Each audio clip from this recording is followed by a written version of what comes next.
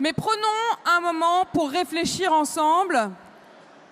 Je voudrais accueillir tout de suite notre invité d'honneur et que vous preniez le temps de vous asseoir pour pouvoir l'écouter avec toute l'attention qu'il mérite.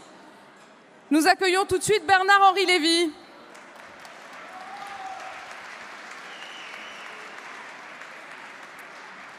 Cher Bernard, inutile de vous présenter ici et ailleurs.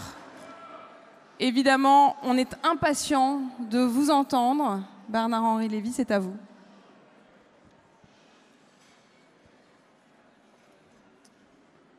Merci, chère Apolline de Malherbe. Monsieur le Président Klugman, j'attends que vous ayez repris votre place. Monsieur le Grand Rabbin de France, Madame la Première ministre, Monsieur l'Ambassadeur d'Israël, chers amis, j'ai découvert Yad Vashem il y a très longtemps maintenant, il y a 53 ou 54 ans, au lendemain de la guerre des 6 jours, avec la maman de ma petite Justine, qui est là ce soir, Justine Lévy, avec moi, à mes côtés. Je n'ai cessé depuis de retourner à Yad Vashem. Et je voudrais essayer de vous dire, cher Patrick, chers amis, les 2 ou 3 choses que, à force, je crois avoir fini par savoir peut-être de Yad Vashem. La première chose, c'est que nous avons tous parlé de devoir de mémoire, bien sûr et évidemment. Mais je pense que l'affaire de Yad Vashem, tout bien pesé, c'est peut-être moins une affaire de mémoire qu'une affaire de vérité. Bien sûr, il y a à Yad Vashem les traces du crime. Bien sûr, sont consignés les noms des victimes de la Shoah qui, sans Yad Vashem, seraient des morts sans nom, des morts sans tombe et même des morts sans nombre. Et tout cela est une affaire de mémoire. Mais lorsque je regarde le travail que vous faites, Madame, à Yad Vashem, lorsque je regarde et lorsque je retourne si souvent, avant et après la reconfiguration magnifique du début du XXIe siècle, lorsque je regarde les galeries de Yad Vashem, les centres de documentation de Yad Vashem, lorsque j'observe la façon que l'on a à Yad Vashem d'accumuler les témoignages, de les étayer, de les détailler, lorsque j'observe cette façon que l'on a d'aller au bout des documents de cet atroce massacre et extermination des Juifs, il me semble que ce qui s'opère vraiment là, ce n'est pas un travail de résistance à une mémoire qui s'effriterait, à une mémoire qui menacerait ruine et à laquelle nous opposerions une sorte d'effort, de maintien. Je crois que ce que vous faites à Yad Vashem est bien beaucoup plus important encore, beaucoup plus positif. Vous fabriquez une mémoire. Raoul Hilberg a construit la mémoire de la Shoah dans son grand livre sur la destruction des Juifs d'Europe.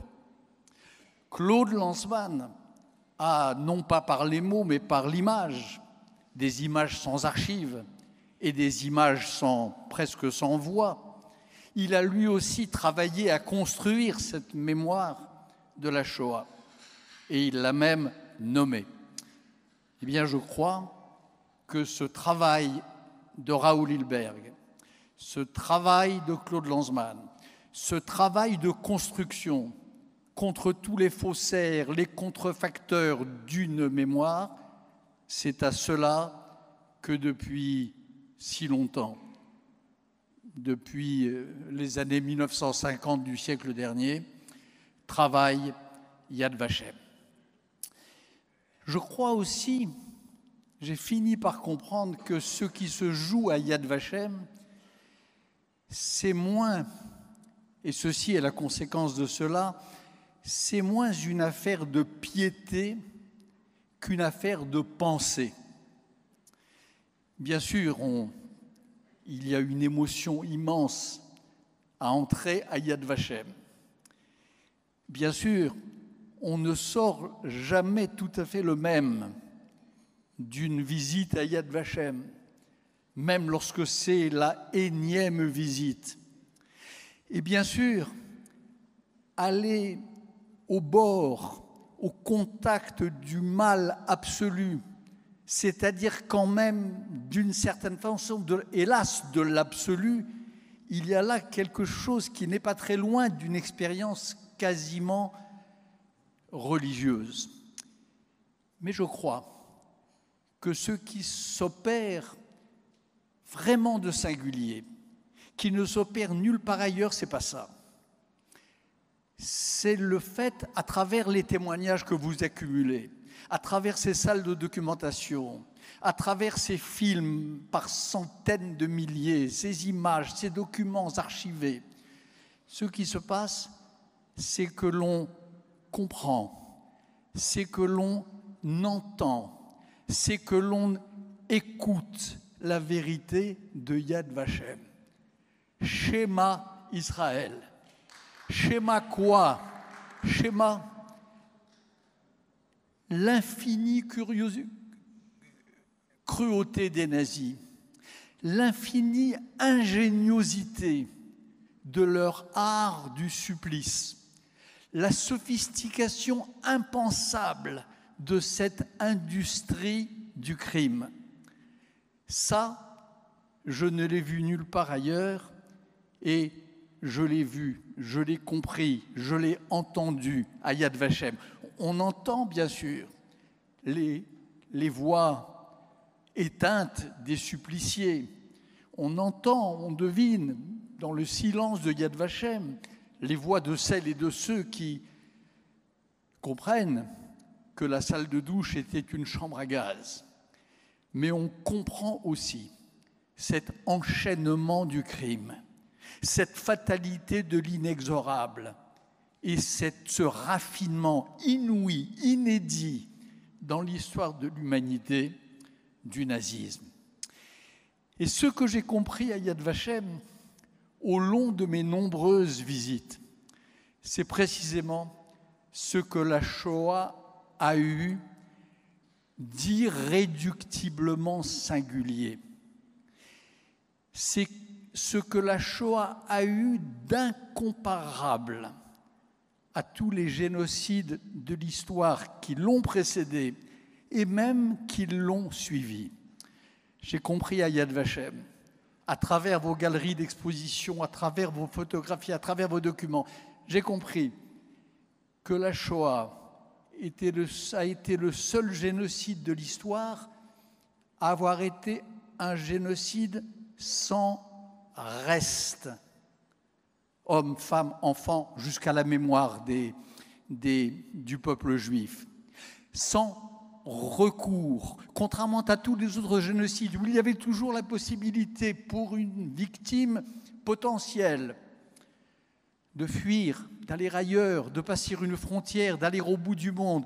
Le plan nazi, on le comprend à Yad Vashem, le projet nazi, était de faire en sorte que le monde entier devienne un piège pour le gibier juif pourchassé.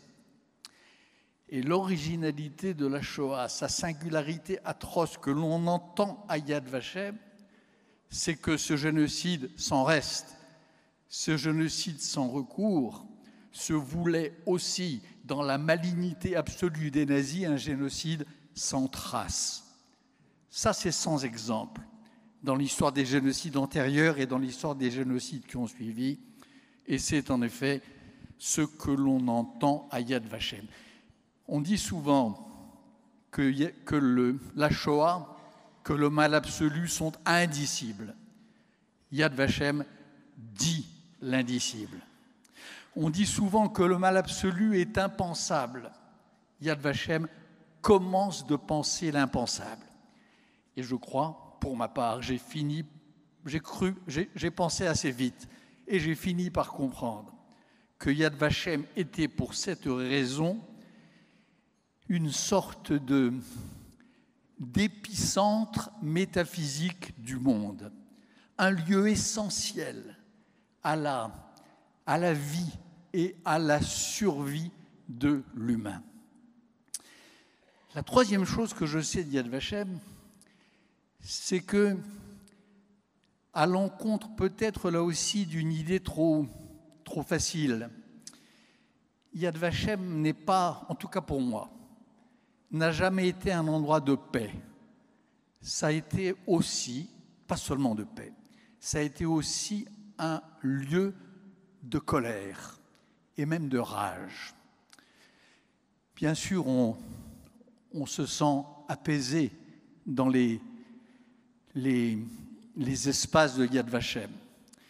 Bien sûr, les morts sans tombe, sans nom et sans nombre sont un peu plus en paix qu'ils n'étaient ou qu'ils ne seraient dans les limbes de l'Europe oublieuse. Et bien sûr, dans le jardin des justes, chère Apolline de Malherbe, on se réconcilie un peu avec le reste de l'humanité. On se sent un peu plus en paix quand on est juif avec le reste de l'humanité parce que l'on sait que cela aussi a été possible. Donc, bien sûr, il y a ce sentiment de recueillement et de paix qui vous gagne. Mais très vite, en tout cas pour ce qui me concerne, je n'ai jamais pu me trouver à Yad Vashem sans ressentir aussi une grande colère. Colère contre qui? Colère contre les ennemis de la vérité, colère contre les faux monnayeurs de la vérité, colère contre ceux qui font commerce de la falsification, de l'enveloppement de la vérité dans une sorte d'océan de faux semblants, de mensonges, de fausses synonymies et de vrais mensonges. Et je n'ai jamais ressenti cela aussi violemment que lors de ma dernière visite à Yad Vashem, en octobre 2023, quelques jours après le pogrom de Gaza, quelques jours après être entré avec une unité israélienne dans les kibboutz de Kfar Aza et de Be'eri, quelques jours après avoir recueilli quelques-uns des premiers témoignages des survivants ou des témoins, je suis allé à Yad Vashem ce jour-là et j'entendais dans les chancelleries, dans les organisations internationales, j'entendais dans certains partis politiques, chez les infâmes insoumis en France, dans les infâmes groupes pro-Hamas ou parfois tout simplement pro-palestiniens qui envahissaient les campus américains, j'entendais ces propos atroces, ces propos de négation, ces propos de guerre à la vérité qui faisaient que l'on nous disait ce qui s'est produit à Gaza, ce qui va se produire à Gaza. On était le 12 ou le 13 octobre, l'armée israélienne n'avait pas encore répliqué. Mais on commençait d'entendre sur les campus américains ou dans les rangs des insoumis que ce qui allait se produire allait être une nouvelle Nakba, qu'une nouvelle Nakba serait une nouvelle Shoah, et que par conséquent l'État d'Israël et le peuple juif avec lui allaient se rendre coupables ou étaient en train de se rendre complices d'un nouveau génocide. Ces propos sont infâmes, mais surtout, il suffit d'entrer à Yad Vashem. Il suffit de se laisser irradier par la lumière noire de Yad Vashem pour comprendre à quel point ces propos sont imbéciles. et sont imbécilement criminels. Je pense, je peux me tromper, mais je pense qu'aucun des insoumis que l'on a vu déverser leur poison pendant toutes les semaines et tous les mois et jusqu'aujourd'hui qui ont suivi le 7 octobre n'est jamais allé à Yad Vashem. Je pense que les chefs de bureau, les chefs de section, les chefs de département des Nations Unies qui vont partout répétant cette fable d'Israël génocidaire ne sont jamais entrés à Yad Vashem. Je pense et je sais que le pape François, contrairement à ses 3 prédécesseurs, a reçu le directeur de Yad Vashem, mais n'est pas allé à Yad Vashem. Parce que je pense que Yad Vashem est un vaccin contre cette sorte d'infamie, contre ce trafic de la vérité, contre cette guerre à la vérité. Il suffit d'être allé à Yad Vashem pour ne pas oser ou pour trembler de honte lorsque l'on songe à prononcer le type de mots que l'on entend ici ou là. Et dans ce dernier séjour à Yad Vashem, où j'étais très en colère, mais où j'étais peut-être aussi influencé par ce climat de paix qui règne tout de même un peu aussi à Yad Vashem, je me suis dit qu'au fond, la part un peu moins querelleuse de moi-même s'est dite que peut-être qu'il faudrait tous ces salopards-là, tous ces infâmes, il faudrait peut-être les amener à Yad Vashem. La dernière chose que j'ai comprise à Yad Vashem, au fil des années et au fil des décennies, c'est que Yad Vashem n'est pas seulement un lieu pour les Juifs. Israël est un lieu, un haut lieu, un lieu de haute inspiration pour les nations.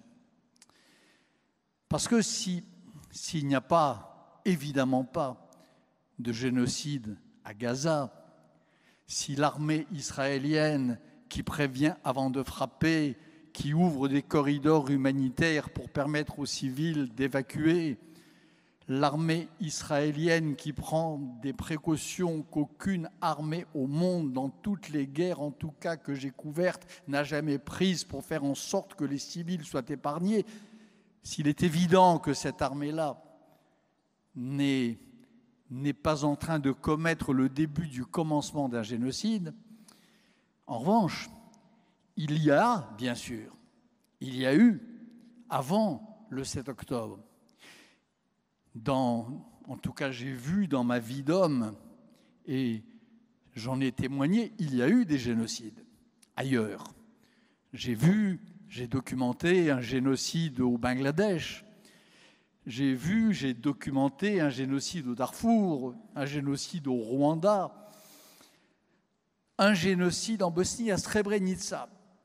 Donc il y a des génocides.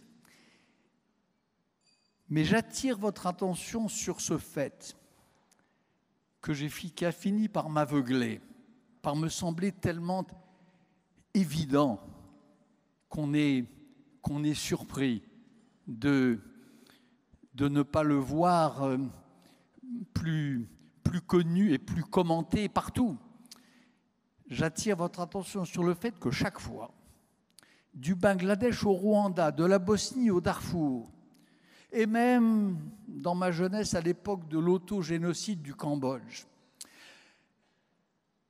ceux qui ont été les premières et les premiers à documenter les génocides, ceux qui ont été les premiers lanceurs d'alerte des génocides en train de s'accomplir, c'était toujours pas des Juifs, parfois des Juifs, mais pas nécessairement. Mais ce furent toujours des femmes et des hommes qui avaient au cœur la flamme de Yad Vashem. Faites l'exercice. Souvenez-vous, pour ceux qui ont l'âge de vous souvenir, et renseignez-vous pour ceux qui ont l'âge de mes enfants et de mes petits-enfants. Vous verrez que chaque fois que la bête génocidaire a montré le museau, chaque fois que son haleine fétide a recommencé d'empuantir l'air que le monde respirait, chaque fois que le pire a menacé, ce sont toujours ceux de Yad Vashem, les visiteurs de Yad Vashem qui ont été les premiers à se mobiliser. Pourquoi ? Parce que la flamme de Yad Vashem, dans le cœur de chacun, c'est comme, pour citer un philosophe bien ancien maintenant, c'est comme un avertisseur d'incendie. Parce que ce que l'on comprend, ce que l'on entend, ce que l'on écoute à Yad Vashem, c'est comme un étalon de l'inhumain, un avertisseur, un étalon, un instrument de mesure qui fait que dès que le génocide menace, eh bien, ce sont les visiteurs de Yad Vashem qui les premiers s'en avisent. Autrement dit, c'est le contraire de cette autre infamie qui s'appelle la concurrence des victimes. Autrement dit, plus il y a de Yad Vashem, plus il y a pour la conscience universelle, c'est comme ça, c'est un fait théorique, plus il y a pour la conscience universelle de vigilance face aux souffrances des hommes, aux tragédies qui les affectent ou aux menaces qui pèsent sur les autres nations. Donc Yad Vashem, révérer Yad Vashem, construire Yad Vashem, donner ce soir pour Yad Vashem, c'est bon pour les Juifs, mais c'est bon pour les nations, c'est bon pour tous les peuples du monde qui sont aujourd'hui, comme hier, avant-hier, et qui seront demain, menacés par cette tentation du pire, par ce penchant criminel et génocidaire qui habite historiquement tous les peuples.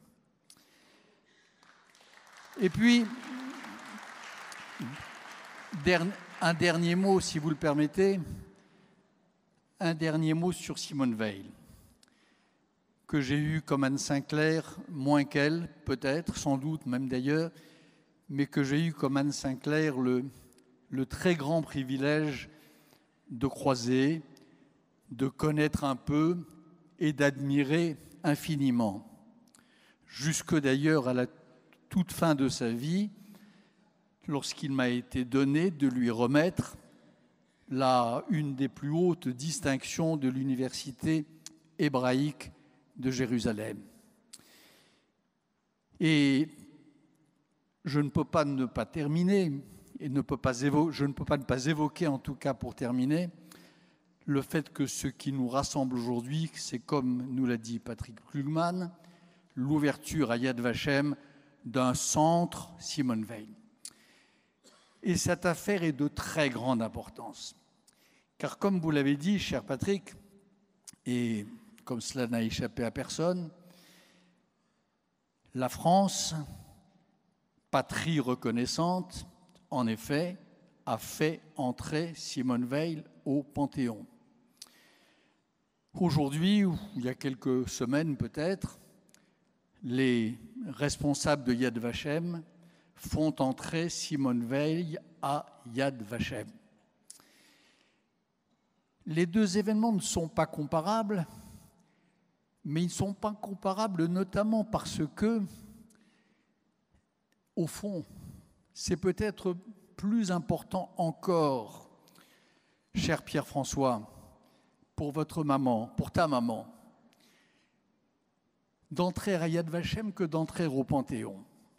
En tout cas, c'est plus important pour le monde que Simone Veil entre à Yad Vashem qu'au Panthéon, parce que, Monsieur le Grand Rabbin de France, au Panthéon, c'est la dépouille des grands hommes qui entrent. À Yad Vashem, c'est le nom de Simone Veil, c'est-à-dire un peu de sa part d'immortalité qui entre à Yad Vashem. C'est un peu de l'immortalité de Simone Veil qui va briller de tout son éclat, si en tout cas nous sommes à la hauteur tous ici, et aujourd'hui et demain et plus tard, du geste que vous faites.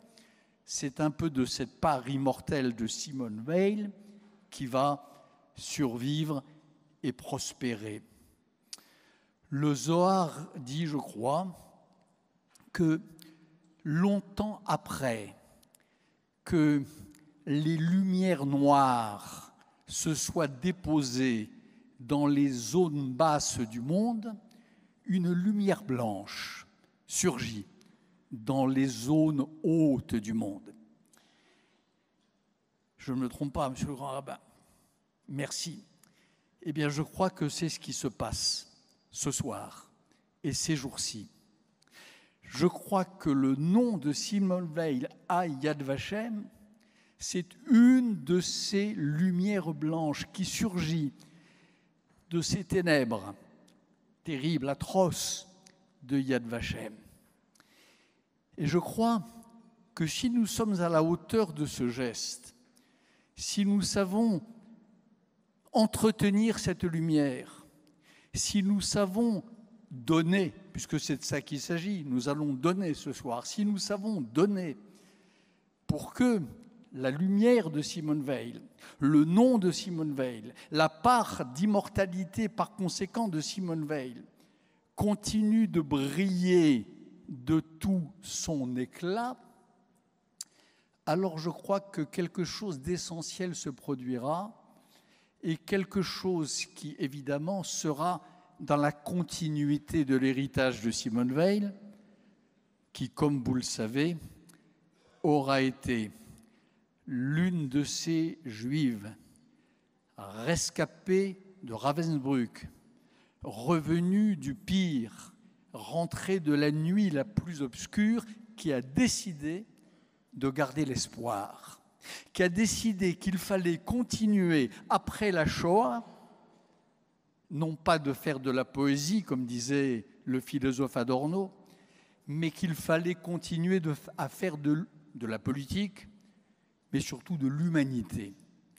Le geste de Simone Veil, la flamme de Simone Veil, de son vivant, et cette flamme qui va perdurer à Yad Vashem à travers le geste de ce soir, c'est cette flamme de l'espoir en l'humain. C'est ce reste de l'humain qui continue de briller, y compris lorsqu'il surgit, et notamment lorsqu'il surgit du plus profond des pires ténèbres. Donc je crois que c'est cela que vous faites aujourd'hui, cher Patrick et Madame la Présidente. Je crois que si nous sommes nombreux à entretenir cette lumière blanche, à donner pour que cette lumière blanche brille de tout son éclat, alors, sur le mont Herzl, au-dessus de ce triangle si mystérieux qui traverse de part en part le mont Herzl et qui semble comme un morceau de l'étoile de David tombé du ciel sur la terre, alors je crois que cette flamme de l'espoir, que cette flamme de l'humain continuera de briller. Et je crois que la vraie victoire sur le mal absolu, c'est notre humble et vraie victoire, elle sera là. Merci Simone Veil, merci Yad Vashem et merci à vous tous d'être là.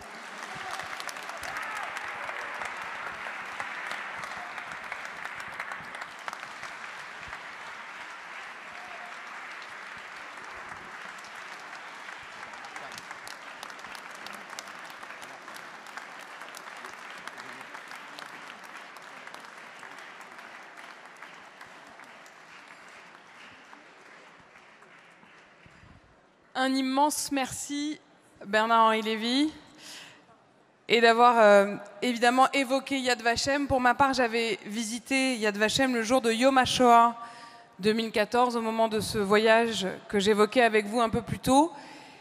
Et je pensais, en écoutant Bernard-Henri Lévy à l'instant, à l'importance des guides, de ces passeurs d'histoire qui nous accueillent à Yad Vashem. Et je voudrais juste mentionner un nom ce soir, parce que Patrick, en préparant cette soirée, tu m'as parlé d'Alex Danzig, et je voudrais simplement mentionner son nom.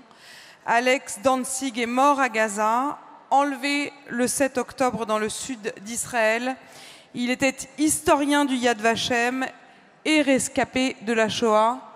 Je voudrais simplement que l'on salue sa mémoire ce soir.